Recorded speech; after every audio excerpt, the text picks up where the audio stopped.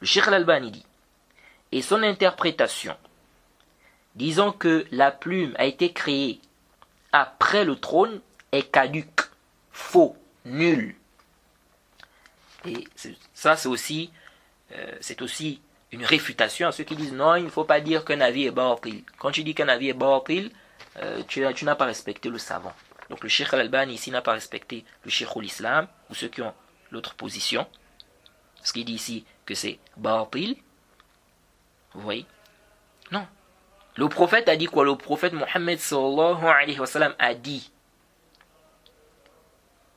فما بال أقوام يشترطون شروطا ليست في كتاب الله ما كان من شرط ليس في كتاب الله فهو باطل وإن كان 100 شرط. Hadith dans Sahih Muslim. Et dans une version, il a dit كل شرط ليس في كتاب الله فهو باطل فهو باطل. Donc le prophète dit, le hadith dans Sahih Muslim, le prophète dit quand les gens à mettre des conditions qui ne figurent pas dans le livre d'Allah. La condition qui ne figure pas, qui n'est pas dans le livre d'Allah, est batilun, elle est fausse, caduque. Même si on a 100 conditions.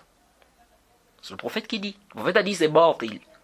Et dans une version, toute condition qui ne figure pas dans le livre d'Allah, qui n'est pas dans le livre d'Allah, est caduque, elle est batilun. Donc si un savant met une condition, et on se rend compte que cette condition s'oppose au texte clair, donc si on dit que sa position là est batil, ça veut dire qu'on n'a pas respecté ce savant-là? Non. Le prophète dit ici, batil. Il dit, toute condition qui ne figure pas dans le livre d'Allah est, il dit batilun. Qui n'est pas dans le livre d'Allah, il dit que c'est batilun. Vous voyez. Donc la condition qui s'oppose au texte, on a des preuves claires que ça s'oppose au texte. On dit batil. On n'a pas ici, c'est-à-dire en disant batil, ce n'est pas du tout un non-respect au savant. Non, on parle de sa parole, la parole, on juge la parole est batil parce que elle est fausse. Elle s'oppose au texte clair. Donc on dit la parole là n'est pas juste, elle est fausse. Ça ne veut pas dire qu'on a dénigré le savant. Et ça c'est connu des savants depuis. Il y a des gens qui parlent de Ibn Hazm. Non, c'est pas seulement Ibn Hazm.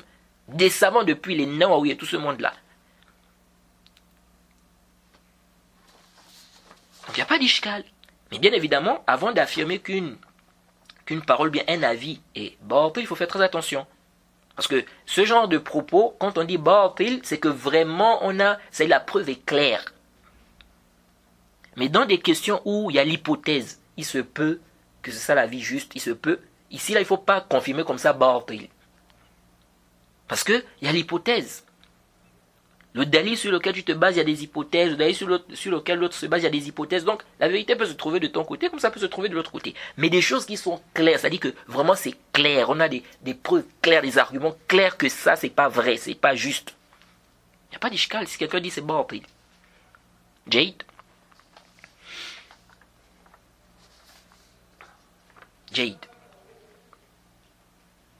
Donc faire croire que non, ça c'est le comportement de ceci ou cela. Non, ça c'est connu. Jade.